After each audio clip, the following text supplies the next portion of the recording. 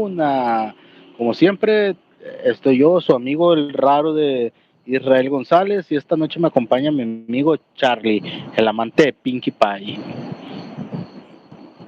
¿Es Pinkie Sí, Pie o Pinkie Pony? no, Pinkie Ok, Pie. Por allá está en un rincón, allá la veo. estás enfermo, amigo. Tú y yo somos amigos, pero estás enfermo. ¿Eh? Bueno, esta noche les traemos, pues, un tema específico que son, se está oyendo doble. Esta noche traemos un tema en específico, asesinos seriales, tres de los asesinos seriales más crueles, raros e impactantes que golpearon pues a la gente. ¿Podrías decirnos cuáles son esos tres asesinos seriales en los que enfocaremos hoy nuestro directo, querido Charlie? Bueno, si la memoria no me fallaba, íbamos a hablar sobre Andrei Chikatilo, que es uno pues de mis favoritos. Me resulta bastante interesante lo que es su biografía. Luego Edmund Kemper, que es otro bastante curioso. Si la memoria no me traiciona, y quería hablar sobre Ted Bundy, pero decidí omitirlo y pasar al siguiente que tenía en la lista, que se llama, era Game.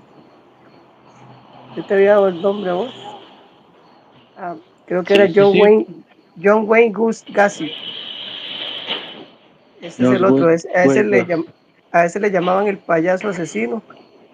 Pues, su historia se desarrolla en los Estados Unidos, donde viola y asesina a 33 hombres jóvenes entre el 72 y el 78.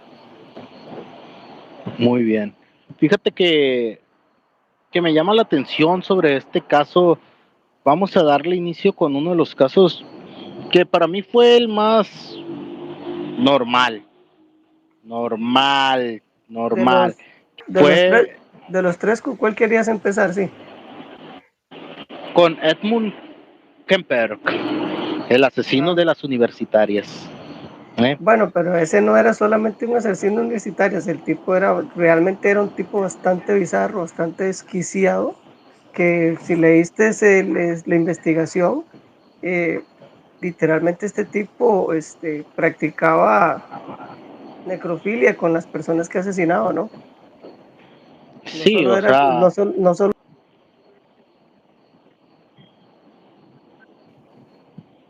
sí, pues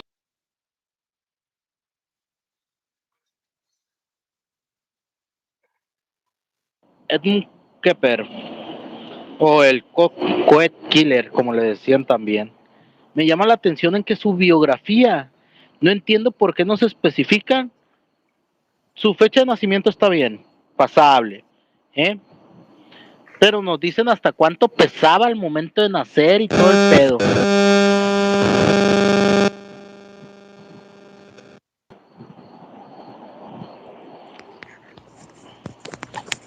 Así que dime qué es. Porque, por ejemplo, su fue asesinato él supuestamente por más de 10 personas en el año de 1964 y 1973. Este compa. ujú, ¿Tú qué y nos que puedes con decir? eso.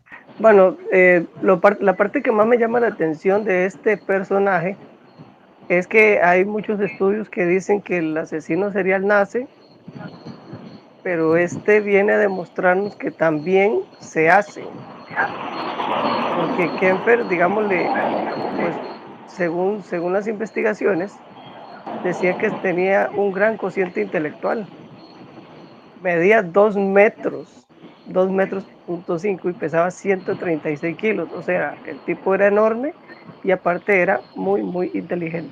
Fue considerado como uno de los asesinos más salvajes. El tipo era realmente mutilaba y devoraba a las víctimas, o sea, teníamos necrofilia, teníamos canibalismo, teníamos abuso sexual, obviamente, o sea, realmente era un tipo bastante bizarro. Y la historia de él nos habla de que básicamente todo empezó con su mamá, lo cual es interesante porque con André Chikatilo, que es el otro del que vamos a hablar hoy, también mucho su problema proviene del abuso que él tuvo de parte de su mamá, lo mismo que pasó con Ed. Entonces, por ejemplo, dice que la mamá de él era directora, después del divorcio de los papás, ¿no? Pues él llega un día a su casa y encuentra que sacaron todas sus cosas de su habitación y literalmente las llevaron al sótano, lo cual pues para un adolescente tiene que ser algo bastante chocante. La mamá pues en la universidad era muy querida, todo el mundo la respetaba, ella mostraba ser una persona que se preocupaba mucho por los estudiantes, pero en su propia casa era una persona terrorífica, que menospreciaba constantemente a su propio hijo. Ella lo culpaba de todo lo que no le salía bien en la vida. Suena como retórica feminista. Pero Pero fíjate, entonces, aquí hay un dato interesante. La mamá tenía como un daño inestable porque si le daba cualquier tipo de afecto, cualquier tipo de cariño, lo iba a volver gay. Ella temía que esta persona, que su hijo se volviera gay, y por eso es que también la mamá evitó darle cualquier tipo de afecto, cariño y contacto. Muy buenas noches en la esquina, gracias por estar aquí con nosotros. sí, bueno, la parte de la biografía dice que, pues, que él pasaba horas en esa habitación que ahora era su sótano, sin nada más que sus propios pensamientos, en donde él empezó a alimentar fantasías homicidas, algo que pues se llevó por muchos tiempos, ¿no? Dice que, pues, que esa situación provocó que durante la infancia creciera odiando a su mamá y que él fantaseaba a menudo con asesinarla, cosa que, pues, obviamente llegó a hacer.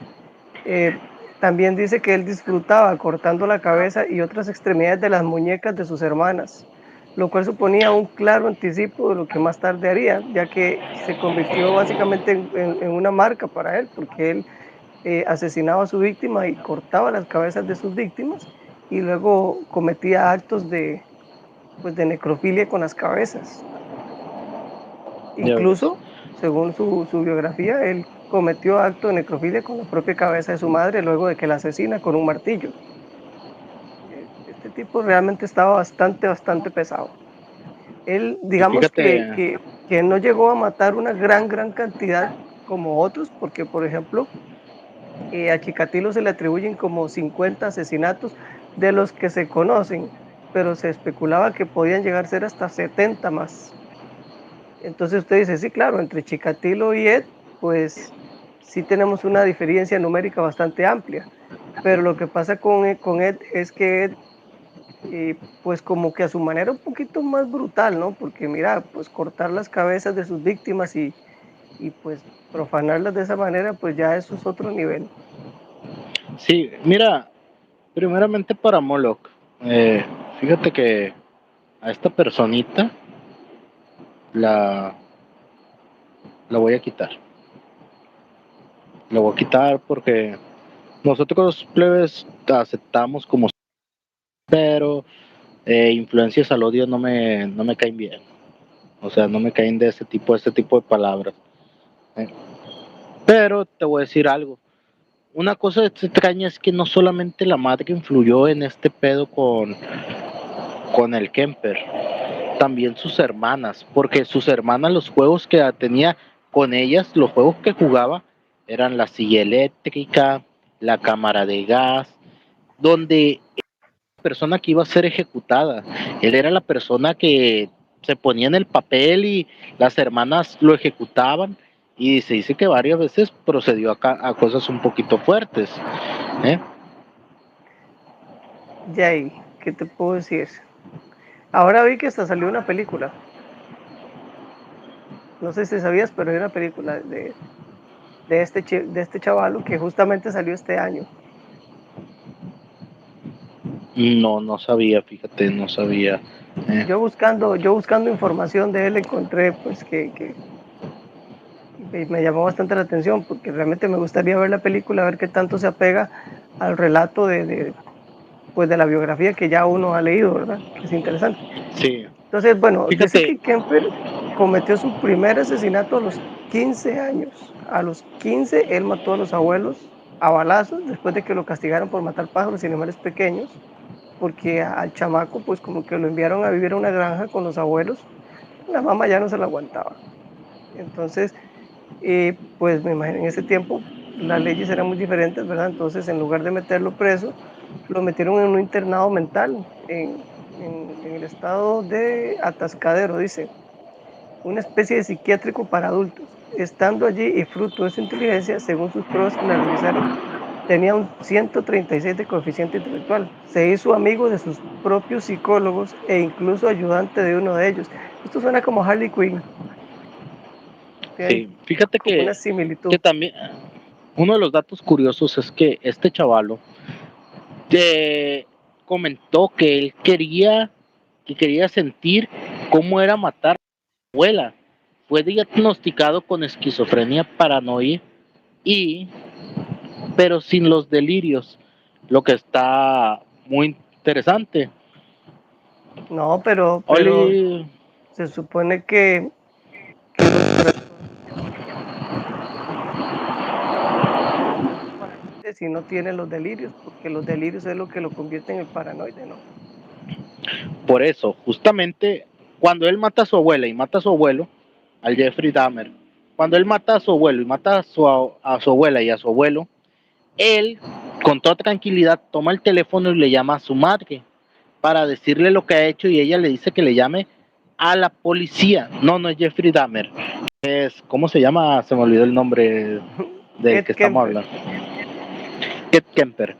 Llama a su madre para decirle lo que hizo y la madre le dice, llama a la policía, donde es mandado a una institución y a través de esta institución le dicen justamente esto, que tiene esquizofrenia paranoia.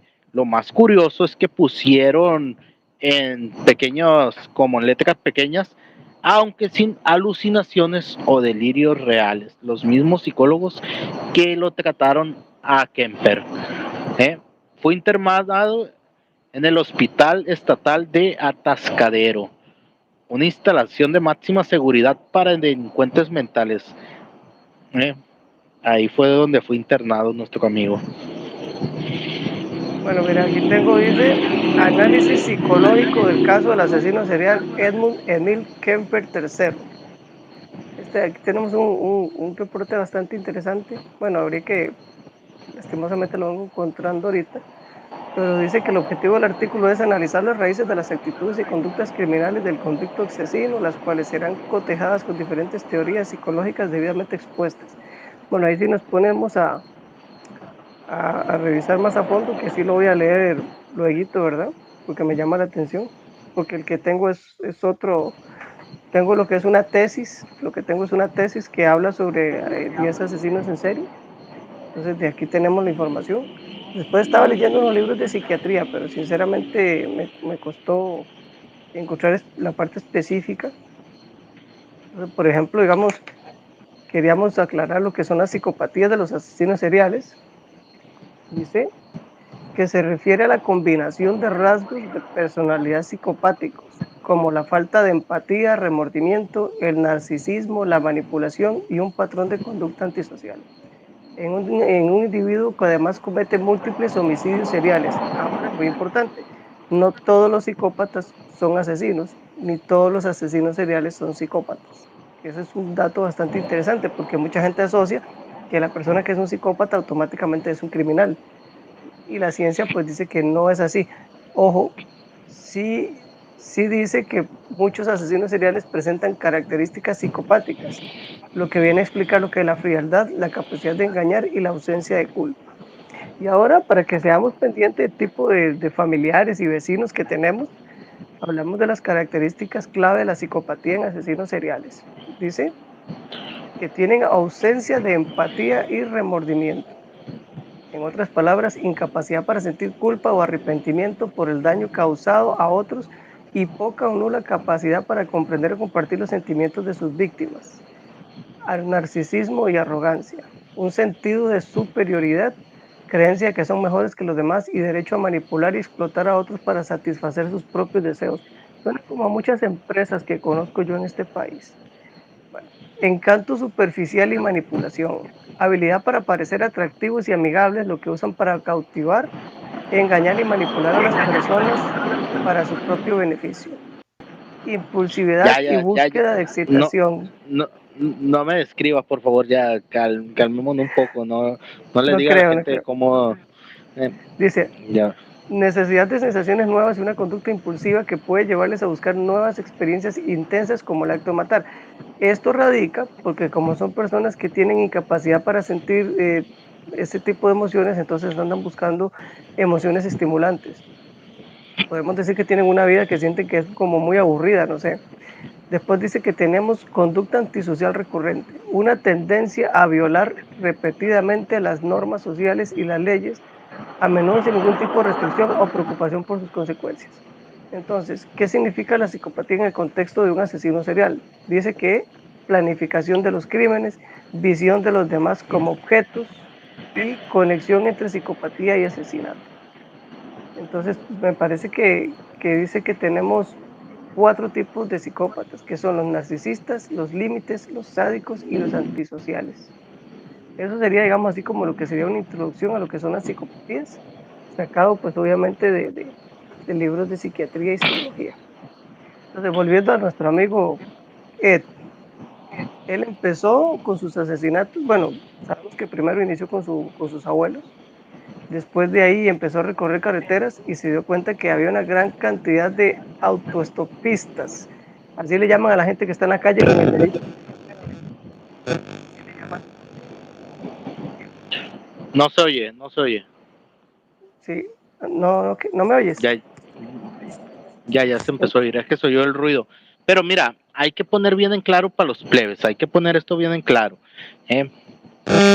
Él sal...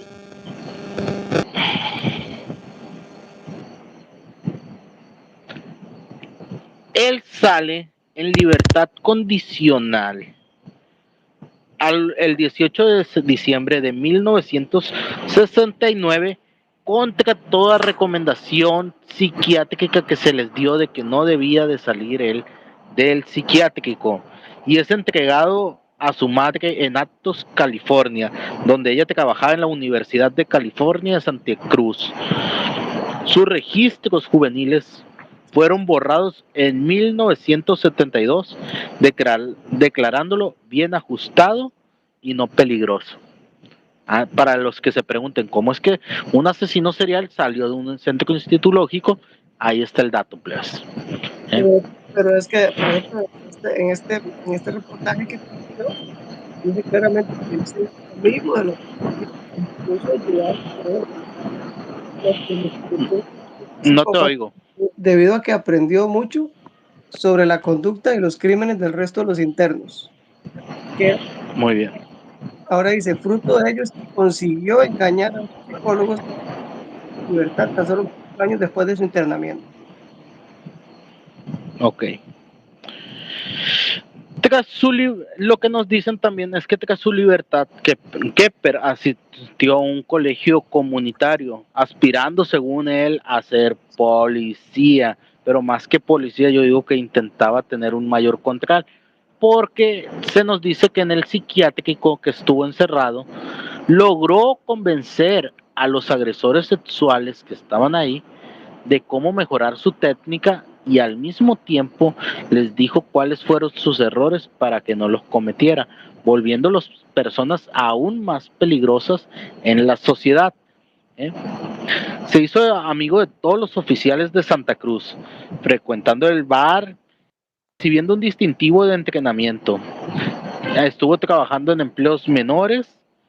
Tras un accidente de motocicleta en el año de 1971, Kemper usó un acuerdo de $15,000 para comprar un auto y una herramienta para asesinatos, que sería pistola, cuchillo y esposas.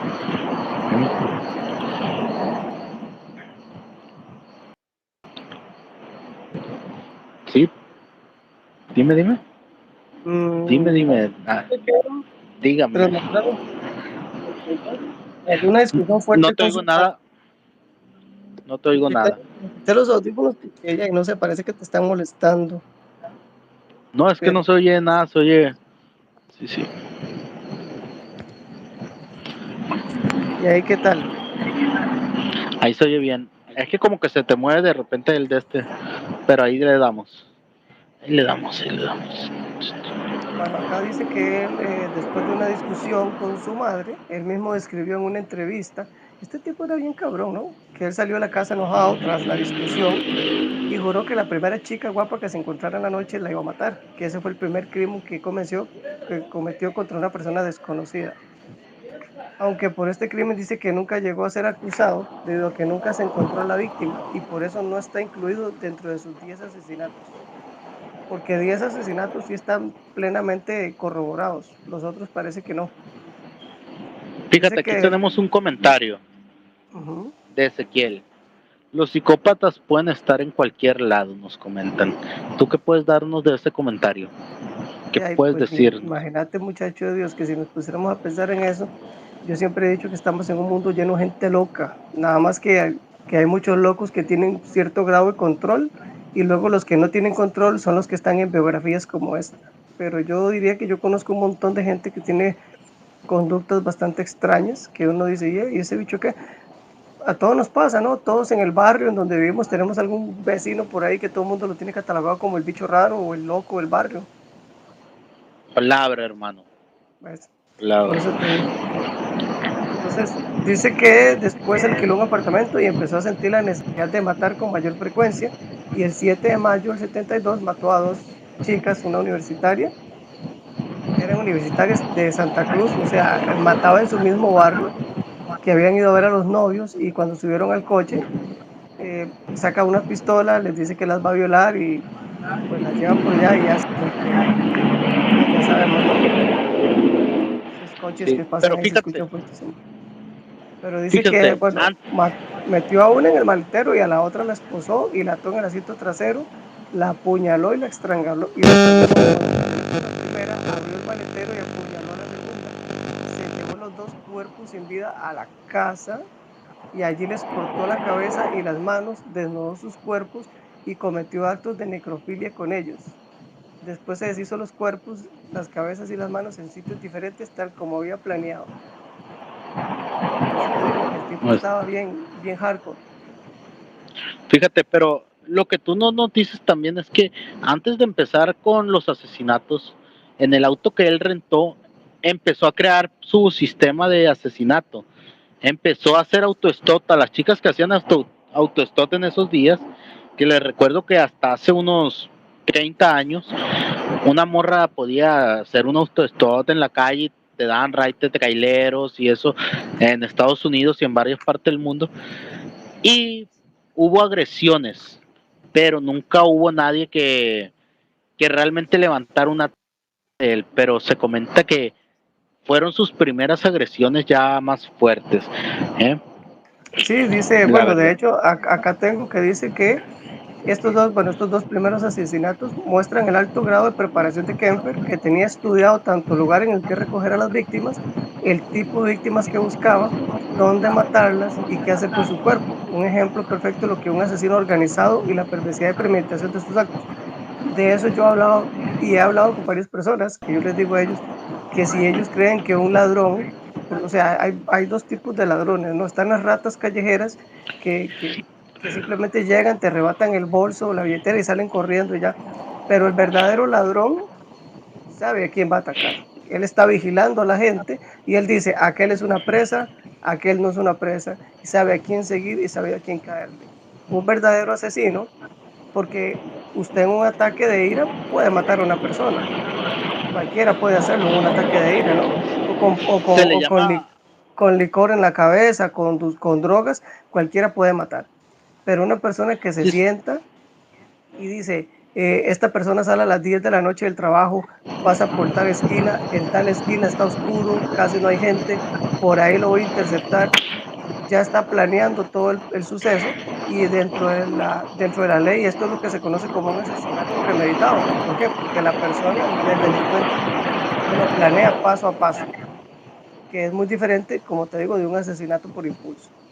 Entonces, después dice que un la siguiente asesinato. víctima, la siguiente fue una chica de 15 años, una estudiante de ballet asiática de 15 años. Bueno, a ella la asfixió hasta dejarla inconsciente, la abusó y la mató. Y pues tuvo otro acto de necrofilia con la chica. Al parecer era parte como su fetiche, porque le gustaba hacer cosas con los cuerpos, ya sea Pero mira, mutilados o enteros. un dato interesante fue Anita Launches, ¿verdad? ¿Quién me dices? La segunda, la bailarina. La que, Mm, la, no me sale el nombre en el reportaje que tengo yo, no me sale el nombre. no. Aiko Ko, de 15 años, coreana, la estranguló y decapitó. Es la A que ver. dices tú de 15 años.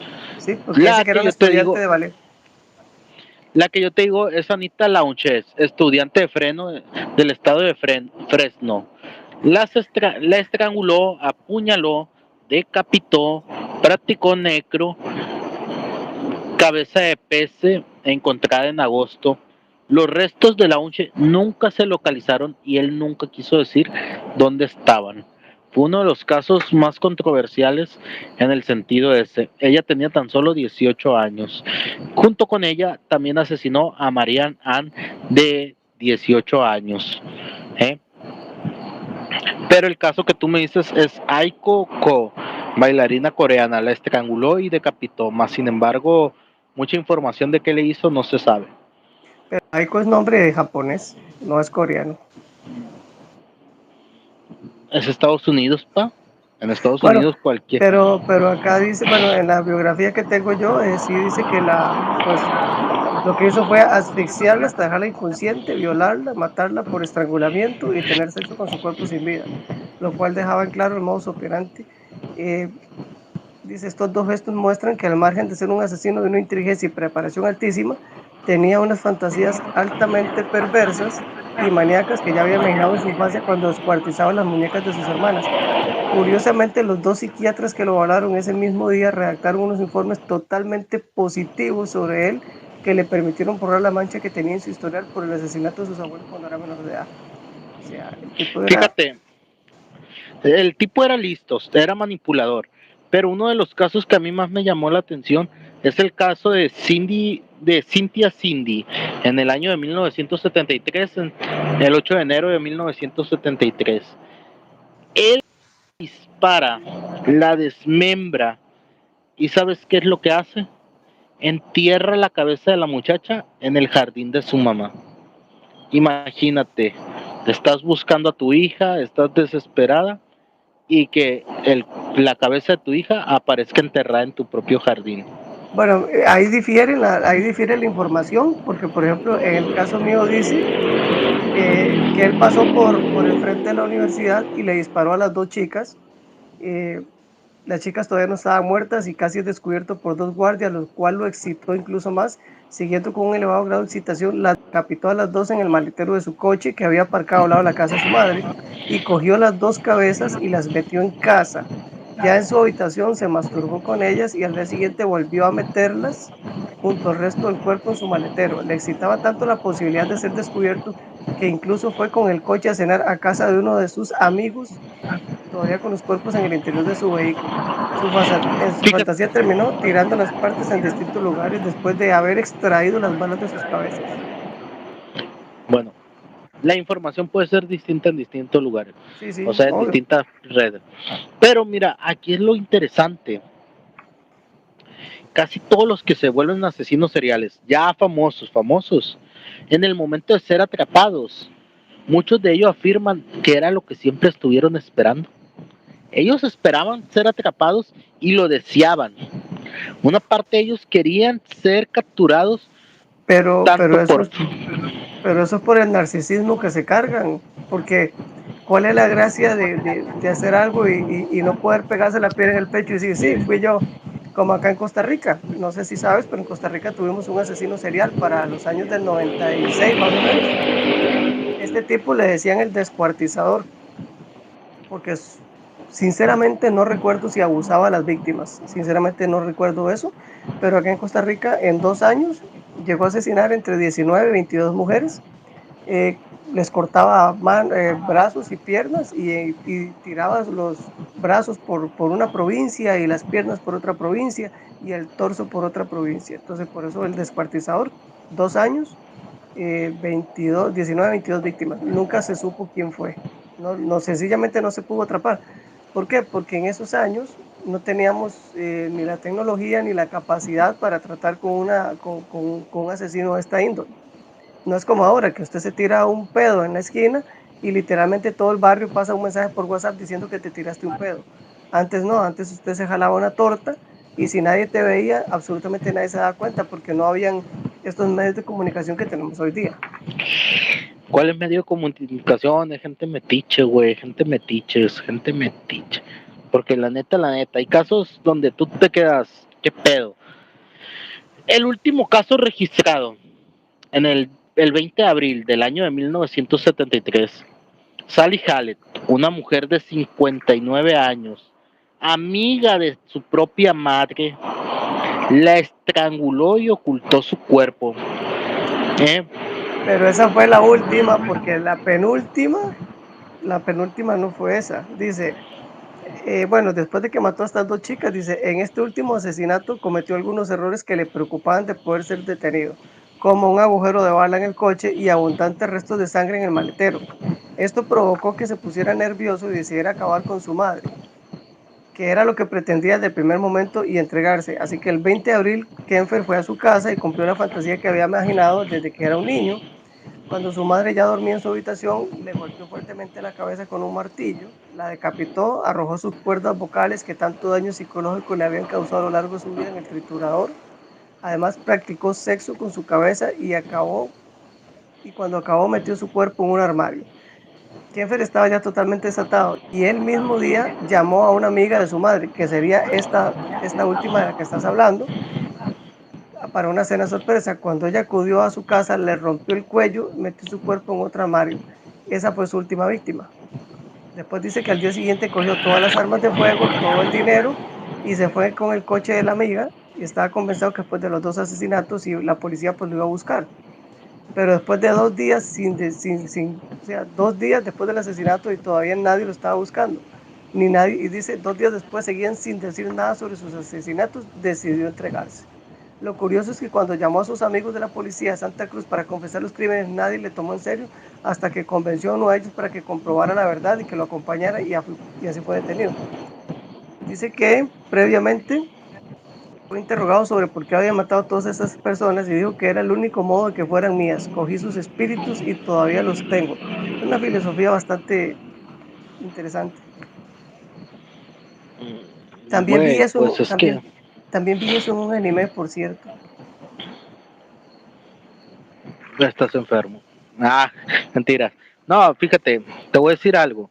Este pedo con los asesinos seriales, que dicen que también pueden quedarse con el alma de la persona que matan, pues profanándola. Lo hemos visto también en muchas partes, pues, de sectas, mmm, satanismo, todo ese pedo.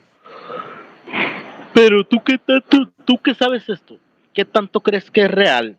El hecho de haber profanado tanto el cuerpo y haberlo mutilado, ¿tú crees que realmente le deja tener control sobre sus espíritus, sobre sus almas? No, No, no, no, nada de eso. Una vez que el cuerpo ya, fallece, una vez que una persona fallece, ya su cuerpo es un cascarón vacío, ya no hay alma, ya no hay espíritu dentro, ya no hay nada de eso. Es- Solo es un cuerpo inerte ya.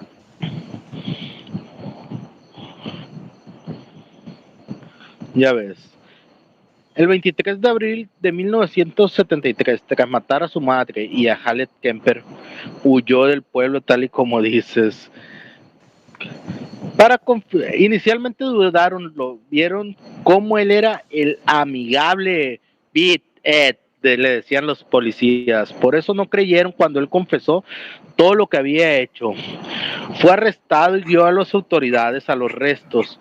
Confesó detalladamente y les describió sus actos como una curiosidad y un libre impulso. Ya me imagino los poli, güey, que eran sus compas y que este güey le dice, no, que maté a tanto y van para allá y ven que sí, y de repente te empieza a platicar, como si te estuviera platicando, ¿sabes qué? Aprendí a andar en bicicleta. ¿Cómo estaban los polis? Bien así, bien. Pero es que esa es la magia, digamos, esa es la magia de estas personas, que recuerde que ellos no sienten culpa, no sienten remordimiento, entonces para ellos decir que mataron o violaron o todo eso es como un día de campo.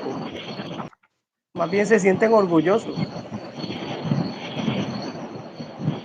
Fíjate, lo curioso es que el 8 de noviembre de 1973 lo declaran culpable y a él le imputan 8 cadenas perpetuas, pero él había pedido de favor que lo torturaran hasta la muerte como castigo. Sí, pero no creo que lo hayan hecho. Güey, te estamos hablando del año 1970, seamos sinceros. Estados Unidos, 1970. Bueno, ok, Literalmente. entonces ya nuestro amigo Ed ya murió ahí. Ahora, ¿cuál prefieres? ¿Al payasito o vamos con Chikatilo? A ver, déjame ver el otro caso que tenemos aquí con nosotros, porque están buenos los casos. Chicos, a los que nos están viendo, denle like al en vivo, por favor, apóyennos. Y ¿no le dijiste a tu hermano que teníamos en vivo? No sé, le voy a mandar. Mándale. Se me hace raro que no lo hemos visto por aquí. Ya es que le encanta meterse a saludarnos, a decirnos hola, a decir cómo estás, a decir.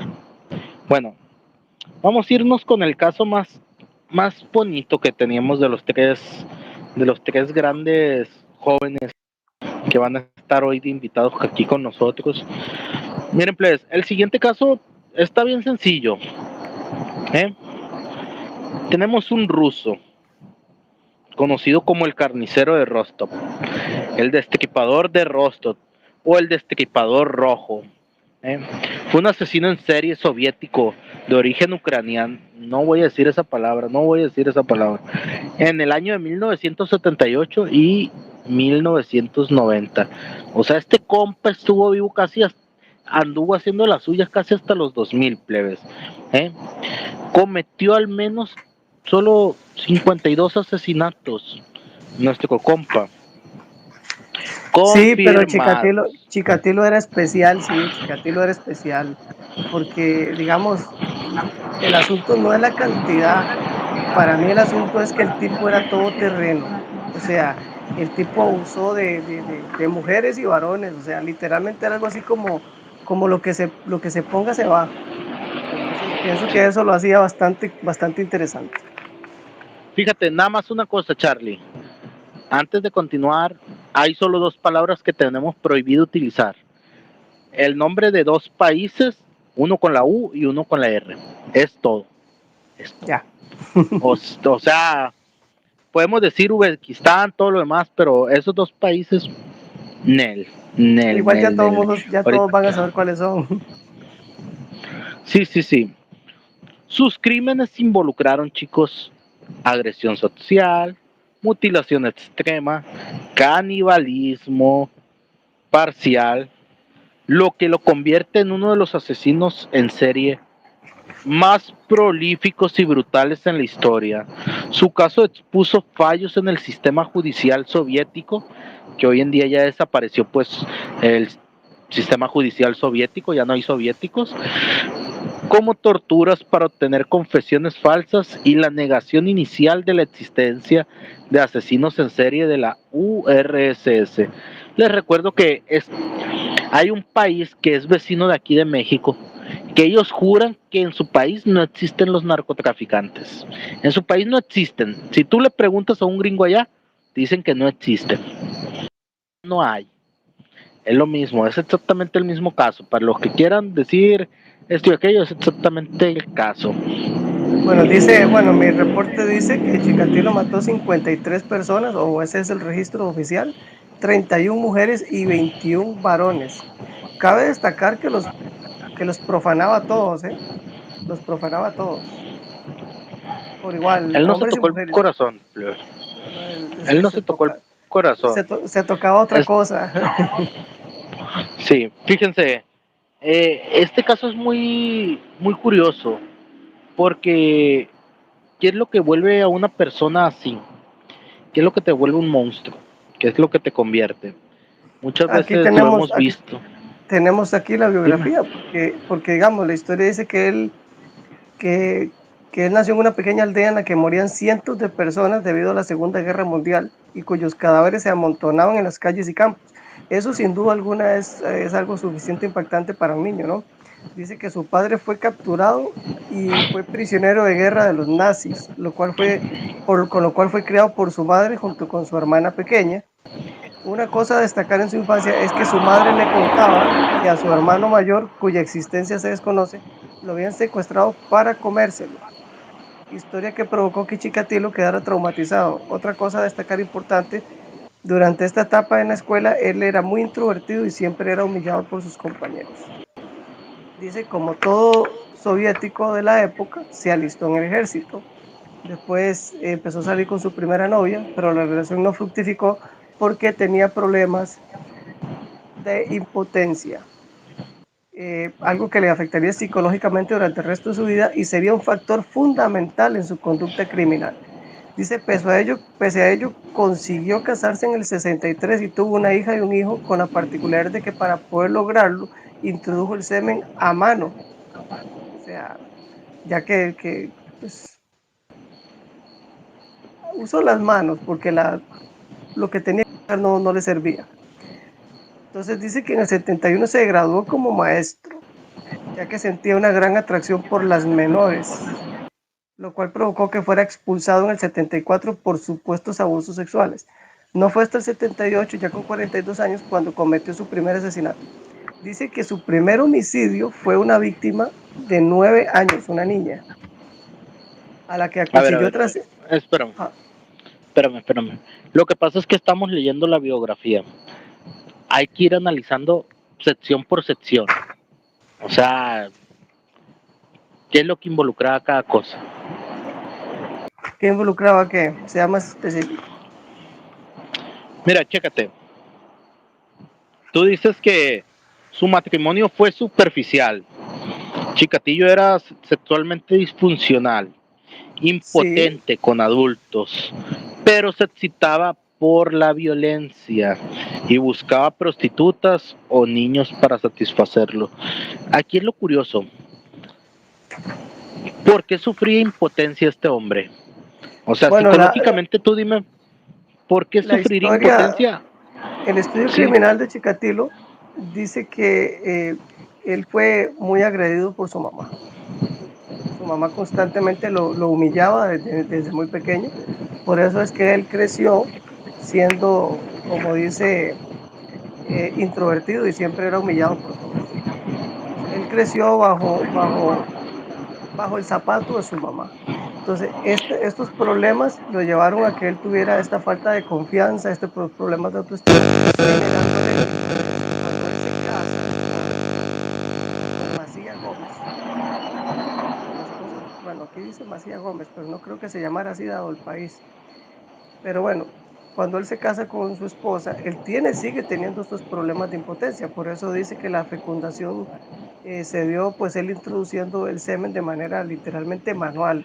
Entonces, ¿qué pasa? Que fíjate, la esposa, la esposa, en lugar de, que yo siempre he dicho que las mujeres son más machistas que los hombres, pero la mujer al ver que él pues no trabajaba bien, en lugar de darle algún tipo de apoyo, lo que hizo fue humillarlo por su desempeño, que era obviamente deficiente, y esto vino a llenarlo a él más de rencor todavía. Entonces tenía un rencor muy profundo hacia las mujeres.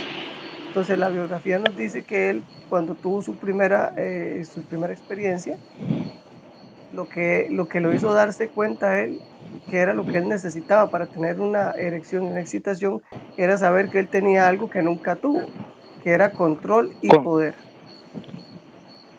Este era el detonante de Chikatilo, el control y el poder. Entonces, por ejemplo, dice, güey, te voy a decir algo antes de que continuemos. Yo no quisiera saber cómo le fue a la mujer después de que se da cuenta de esto el Chikatilo. sí, bueno, O sea, imagínate, de repente me doy cuenta que haciendo eso, ¿eh? dice, esta Fíjate, parte dice que a él lo apodaban el ganso, porque sus largos hombros encorvados hacían que su cuello pareciera alargado y lo tenían por tonto. Así lo trataban a él en el colegio y también lo llamaban maricón, porque incluso le pegaban y le hacían cosas y lo sacaban a patadas del aula y él no se defendía. Entonces ahora aquí seguimos, que el 22 de diciembre del 78 abordó en la calle a una niña de 9 años, la convence para que se vaya con él a una cabaña que poseía en las afueras de la ciudad y una vez allí la desviste con violencia y accidentalmente le hizo un rasguño del que brotó sangre, hecho que le propinó una erección inmediata, estableciendo el vínculo fatal entre la sangre y el sexo. Luego sacó un cuchillo y se lo clavó a la niña en el estómago y con cada puñalada notaba que se acercaba más al orgasmo, por lo que no cesó de hacerlo hasta la eyaculación. Entonces aquí podemos, dice, bueno, no, Fabius manda un montón de manitas.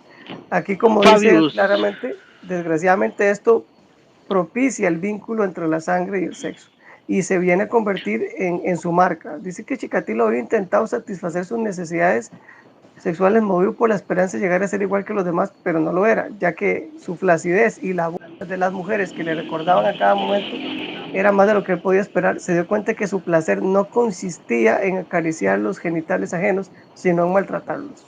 Imagínate qué dañado que estaba. güey, pues que la psicología está muy fuerte en ese sentido. Muchas veces tú dices que es algo normal y todo el pedo. Antes que nada, un saludo para Fabius Gallardo, así como te lo acaba de mandar Charlie. Mira, a mí me llama la atención este hecho de que también aprendió rápidamente el modus operandi. Como estuvo en el ejército, ¿qué es lo que hacía? Conseguía, solo es una parafilia, solo que es raro. Conseguía este compa, mmm, logró crear pues su modus operandi. Sabía que en ese momento, ¿qué es lo que le faltaba a la ciudad? Comida, agua, un lugar donde dormir y donde descansar. Morras menores de 17 años. Fabio, si no le has dado like, dale like al en vivo para que nos sigas apoyando aquí. ¿Qué es lo que hacía? Les ofrecía esto, las llevaba a cabañas solas, donde él las estrangulaba y las cortaba. Lograba obtener una excitación por esto, pero cuando se bajaba la excitación, que se volvía flácido, que ya no podía sostener pues relaciones con ella, entraba en un frenesí de locura en el que varias veces apuñalaba hasta 70 veces en varios de los casos a la víctima. O sea, tú y yo sabemos que la misma criminología lo dice. Cuando una persona asesina a la otra persona a puñaladas, fue intencional. ¿Por qué?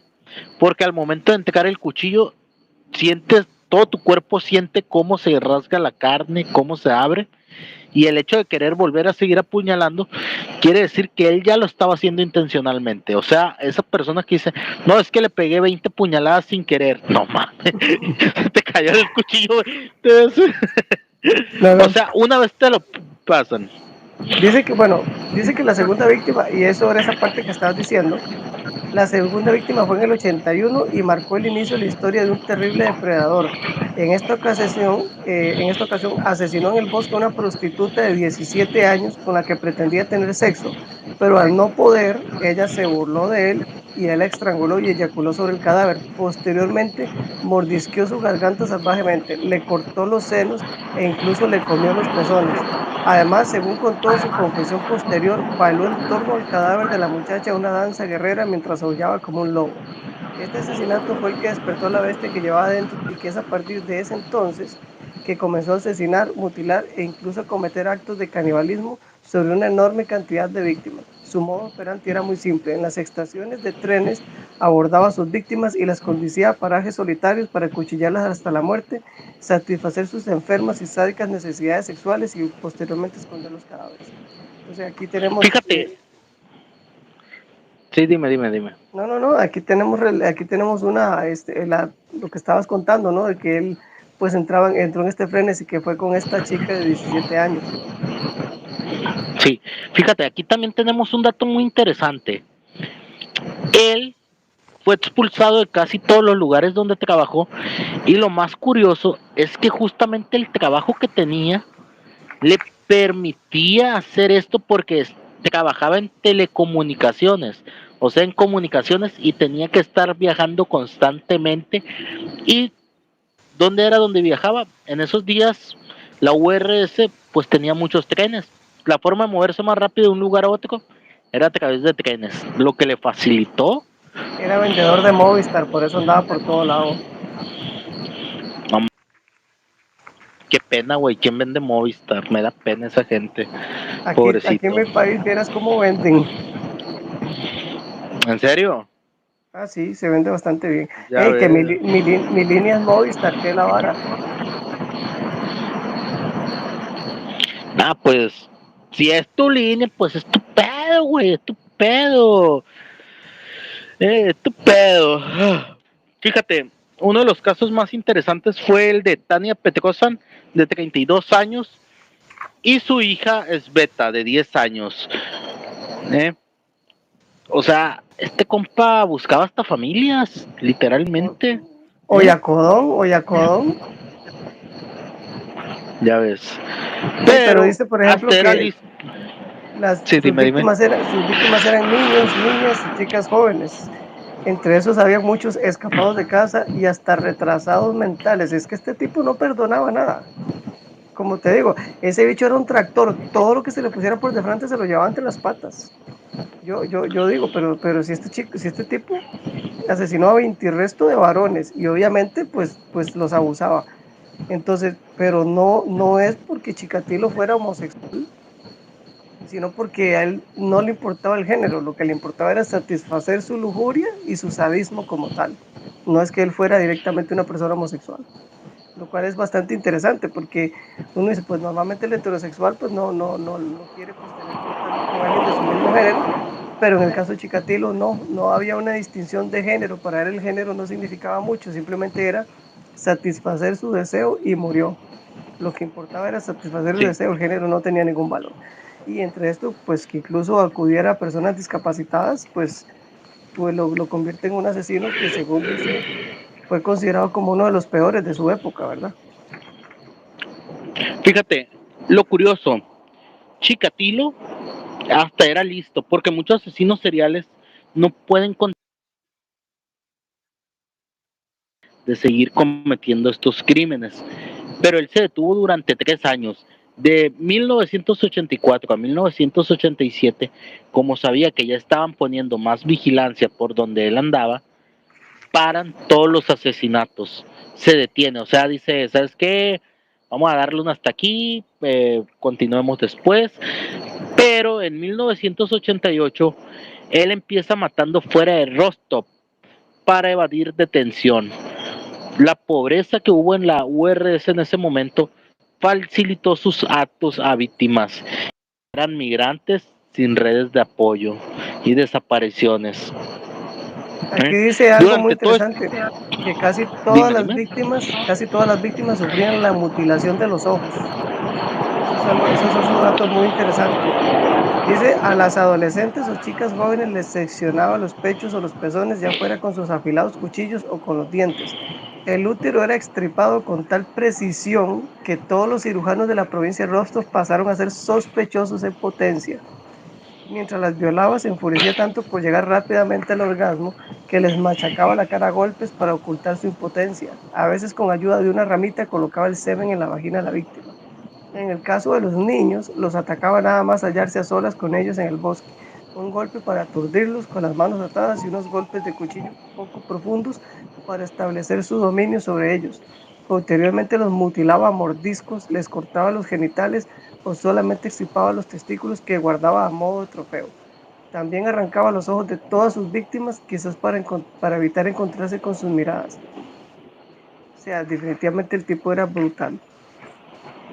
Güey, fíjate, ¿qué te hace llegar al punto de que cometes crímenes sanguinarios, crímenes tan fuertes, pero temes ser agarrado? Temes la repercusión al punto de arrancarle los ojos. Bueno, pero Dime, ¿qué es lo que... esto vendría a demostrar que Chikatilo no era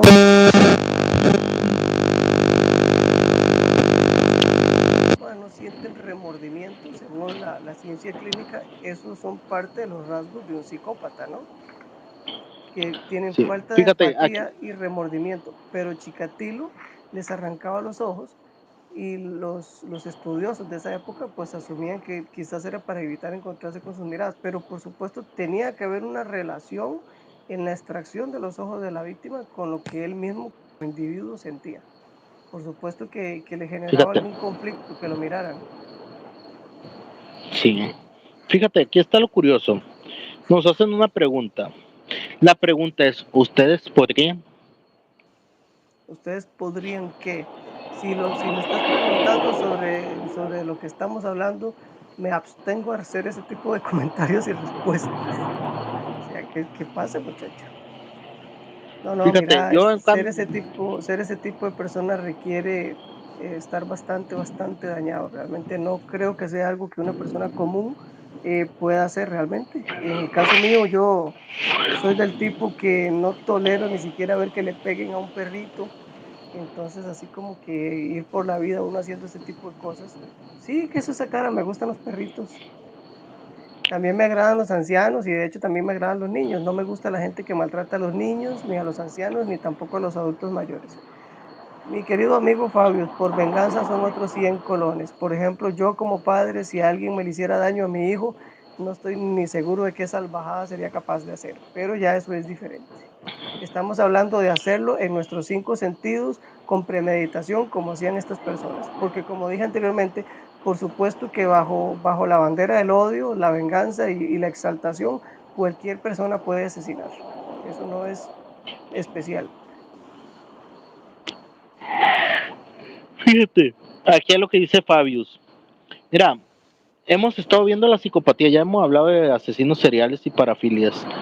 Y te puedo decir que todas las veces que se habla de un asesino serial, puedo oír de uno solo que su vida ha sido normal. ¿Tú conoces alguno, Charlie? Uno que haya sido Mm, normal, o sea, no, que lo sinceramente trataban con no. amor, No, no, pero sí. pero es que eso es lo que te decía. Mira, hay una relación, sí hay una relación entre los factores sociales, familiares, religiosos y en el caso de Chikatilo, que creció en un ambiente hostil por culpa de la Segunda Guerra Mundial y que esto vino a tener un impacto obviamente en él. Por supuesto que todos estos factores influyen en las personas y te convierten en quien eres en el día de mañana. O sea, tratar de decir que no existe una relación, yo pienso que es algo imposible, imposible. Y mira, si usted crece con un papá alcohólico y agresor, hay dos caminos. O vos te volvés alcohólico y agresor, o te volvés una persona que odia el licor y odia los problemas. Esas son las dos opciones. Y te lo digo porque yo personalmente lo he visto. No, yo lo he visto de cerca, Fíjense, personas que han crecido en ese ambiente y he visto cómo toman los dos caminos, desde el punto odio, el licor y la violencia, que es una monedita. sí, o sea, es exactamente lo que pasa. Todos tenemos blanco y negro. Simplemente, dependiendo de cómo nos traten y cómo seamos, es lo que vamos a hacer. Decidimos ser, Que, si ser una monedita o una fichita, como dicen varios. ya, pues lo normal, Yo, yo soy un amor de ser humano, pero por las malas no soy tan dulce. está bien, está bien, está bien. Por mi seguridad Sí, voy a decir que sí. Por mi no, de hecho propia seguridad. te puedo garantizar que la última persona que me agarró, sí, a la mala, la mala, la mala, todavía más de 10 años después, todavía está con las consecuencias de eso. Ya ves. Mira, ya llegando a esto. eh, en el año de 1984, nuestro querido amigo Chicatillo es arrestado en una estación de autobús por acosar a una niña. Hallaron cuchillo, cuerda y lubricante. ¿eh? Liberado porque su sangre no coincidía, pero sentenciado a 3 meses por robo. O sea, imagínate, tú hallas todo eso, está acosando a una niña, y lo liberas porque la sangre que trae el cuchillo no coincide. Sí, porque ¿Qué dice que resultó, mataste? porque dice, no, pero aquí el que tengo yo dice Ok, el 14 de septiembre lo detienen en el mercado Rostov, pues líneas generales encajadas con la descripción del asesino, pero no pudieron demostrar nada más. Chikatilo parecía un hombre respetable y tras hacerle un análisis de sangre, esta resultó ser del grupo A. Enseguida fue puesto en libertad sin cargos. Eso dice pues el reportaje que tengo yo. Por esas alturas, los archivos de la policía contenían datos de unos 26.500 sospechosos. Imagínate. Sí, exactamente, Imagínate. Fabius. Esa frase que acabas de poner ahí está excelente. Y sí, es totalmente cierto. Ni lo dude. Entonces dice, cuando apareció el cadáver número 30, los periódicos empezaron a dar noticias del posible asesino en serie, quienes todos creían era un retrasado mental, a pesar de que la policía no estaba de acuerdo. La amplia dispersión del asesino indicaba que este disponía de un vehículo, factor que en Rusia era eliminativo. Uy, se me olvidó el nombre. Nadie nos escuchó. Dice que el 17 de octubre de 1990 volvió a matar en un bosque cercano en la estación. Este crimen absorbió a toda la policía local y a una fuerza antidisturbios de 100 hombres. Pero 2 semanas después, Chikatilo volvió a actuar y esta vez fueron 600 detectives encargados de investigar a lo largo de la línea de los bosques. O sea, ¿te imaginas? Movilizaron 600 detectives para buscar este güey. Pucha, Es que era la mis mera riata. Y respetos, mira, mis chécate. respetos. Mira, chécate. Lo más curioso de Chicatillo es que él mata a Korotsky. Sale del bosque con sangre en cara y heridas. Y un policía lo interrogó, pero lo dejó ir. El 20 de noviembre es arrestado en Novochervats con una herida en el dedo de una víctima, bajo interrogatorio de Burok y Volkanovski. Confesó 56 crímenes en 2 semanas, detallando ubicaciones de cuerpos ocultos. Volkanovski y diagnosticó síndrome de Chanaray, mecanismo primitivo de disasociación de regresión. Bueno, aquí tenemos que dice declaración firmada para el fiscal general que decía, me detuvieron el 20 de noviembre de 1990 y ha permanecido en custodia desde entonces. Quiero exponer mis sentimientos con sinceridad. Me hallo en un estado de profunda depresión. Dice, me hallo en un estado de profunda depresión y reconozco que tengo impulsos sexuales perturbados. Por eso he cometido ciertos actos. Anteriormente busqué ayuda psiquiátrica por mis dolores de cabeza, por la pérdida de memoria, el insomnio y trastornos sexuales, pero los tratamientos que me aplicaron o yo puse en práctica no dieron resultados.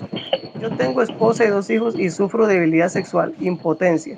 La gente se reía de mí porque no podía recordar nada. No me da cuenta que me tocaba los genitales a menudo y solo me lo dijeron más tarde. Me siento humillado. La gente se burla de mí en el trabajo y en otras situaciones. Me he sentido degradado desde la infancia y siempre he sufrido. En mi época escolar estaba hinchado a causa del hambre e iba vestido con harapos. Todo el mundo se metía conmigo. En la escuela estudiaba con tanta intensidad que a veces perdía la conciencia y me desmayaba. Soy graduado universitario, quería demostrar mi valía en el trabajo y me entregué a él por completo. La gente me valoraba, pero se aprovechaba de mi carácter débil. Me llama mucho esta declaración porque realmente te hace pensar, pucha, detrás de esta persona que pues diría ser un asesino brutal y sádico y todo esto, también había un ser humano batallando con sus propias cosas, ¿no? Ojo, no estamos justificando los actos, porque los actos no tienen una justificación, obvio, pero también es interesante porque, como te digo, normalmente uno ve una historia de estas o lee y pues las personas todas en general señalan, juzgan y decimos es que merece la muerte, es que es un maldito, es que aquí, es que allá. Puedo escuchar a Vegeta de fondo diciendo maldito insecto, pero también hay que ver lo que hablábamos antes, que es cómo te conviertes en los factores que hay. Aquí Chikatilo dijo, quiero exponer mis sentimientos con sinceridad y hace una declaración muy profunda, muy humana, muy humana, que realmente pues es hasta un poco chocante si consideramos el tipo de delincuente que él era. Entonces dice, ahora que soy mayor, el aspecto sexual no tiene tanta importancia para mí, mis problemas son todos mentales. En los actos sexuales perversos experimentaba una especie de furor, una sensación de no tener freno. No podía controlar mis actos. Desde la niñez me he sentido insuficiente como hombre y como persona. Lo que hice no fue por el placer sexual, sino porque me proporcionaba cierta paz de mente y de alma durante largos periodos. Sobre todo después de contemplar todo tipo de películas sexuales, lo que hice lo hice después de mirar los videos de actos sexuales perversos, crueldades y horrores. Lo que la policía dedujo de esta declaración es que el asesino trataba de buscarse una posible salida alegando enfermedad mental o una obsesión de tratamiento psiquiátrico. Pero los psiquiatras del instituto lo veían como un sádico prudente que no sufría ningún trastorno que pudiera impedirle que sus actos estuvieran mal, que eran actos premeditados. Sí, porque obviamente él hacía las cosas con conciencia de lo que estaba haciendo, por supuesto, eso no se niega. De hecho, a mí me Fíjate, parece que él mismo lo saca en donde él es consciente de lo que estaba haciendo. Entonces dice, espérate para terminar aquí porque se me olvida. Eh, por esa razón, en el 91 dieron a conocer las conclusiones, los psiquiatras, diagnosticando que el asesino estaba legalmente cuerdo.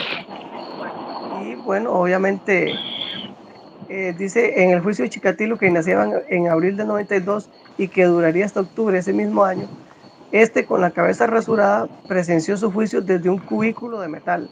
El primer día deleitó a los fotógrafos esgrimiendo una revista porno, pero más tarde batido se quitó la ropa y meneó el pene gritando, fijaos qué inutilidad, ¿qué os pensáis que iba a hacer con esto?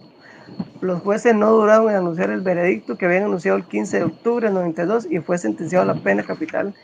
Murió de un balazo en la nuca. fíjate, aquí tenemos un comentario, dos comentarios. Buscaron sanar por el lado equivocado. Te voy a decir algo.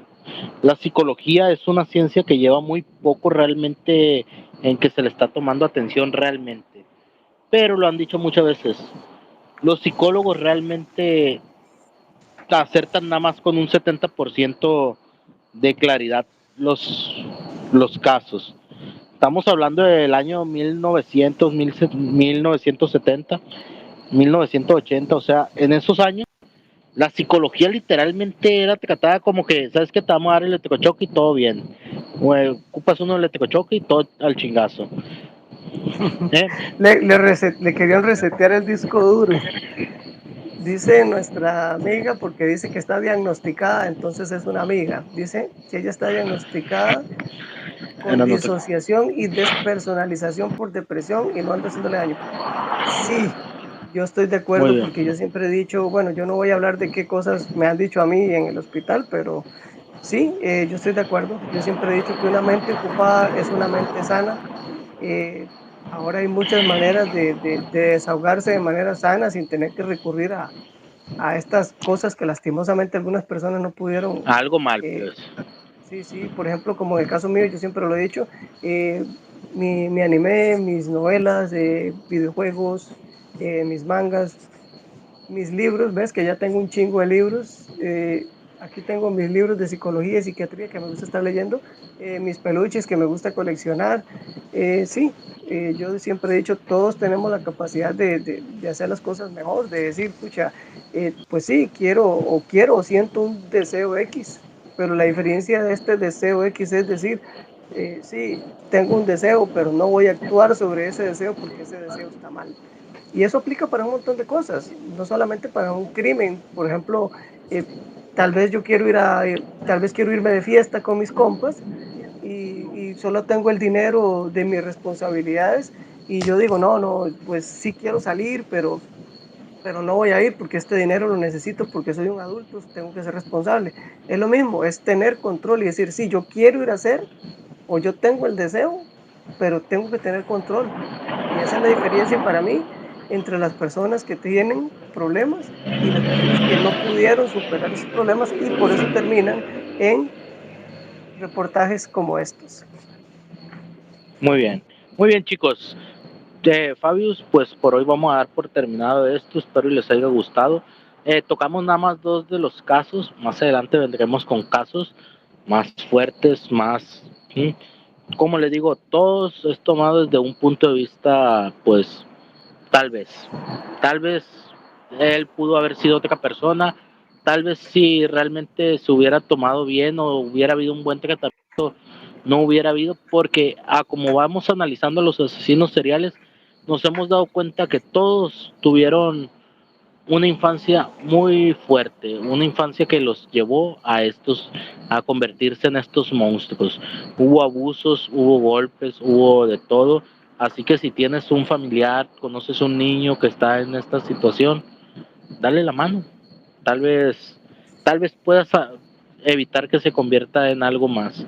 Porque como hemos visto, la sociopatía más que nada se crea. No, Sí, va desde mi punto de vista. hay muchos criminales que obviamente se hacen y por eso me gustó la frase que puso Fabio de allá arriba, que dice, el niño que no sea abrazado por su tribu, cuando sea adulto quemará la aldea para poder sentir su calor. Es una frase excelente. Ya la había leído en algún lado y me parece que es muy, muy buena. Ahora estamos en una época como muy fría, como que a la gente se le olvida la empatía y la humanidad.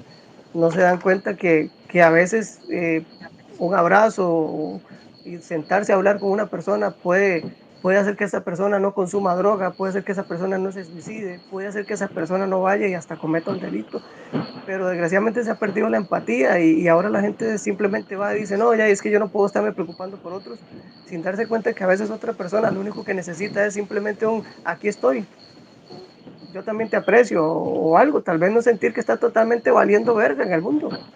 Pero bueno, nosotros que tenemos esta visión, pues tratamos de hacerlo, ¿no? Pues a veces de tender la mano y decirle a nuestros compas, madre, sabemos que la cosa está dura, pero aquí estamos, salgamos, sentémonos, hablemos, tomémonos una cervecita, compartamos, no dejar solo a esos amigos que uno dice, la están pasando feo, pero es que no tengo tiempo. Pero mira, lo que son 30 minutos, una hora para vos, puede ser la diferencia entre la vida para otros. Entonces, sí, sí, ojalá que todos podamos tomarnos más tiempo para pensar en estos detalles. Muy bien. Bueno, Play, yo lo último que tengo que decir es que yo, pues con todos mis conocidos, tengo la costumbre de que si me llaman, yo siempre voy a contestar. Charlie lo sabe, a mí me manda un mensaje, siempre se contesta ese mensaje. Siempre, y con toda la gente también. Así que, plebes, ahí estamos, analicen bien en los casos que hubo. Muchos dirán, güey, ¿por qué tocas estos temas? Son temas que se pueden hablar. Son temas que si se hablan, tal vez llegues a un razonamiento distinto. Pasen buenas noches. Mi nombre Buenas, es Israel González, me acompañó buenas noches, Charlie. Carlos desde Costa Rica. Que tengan bonita noche todos. Bye bye.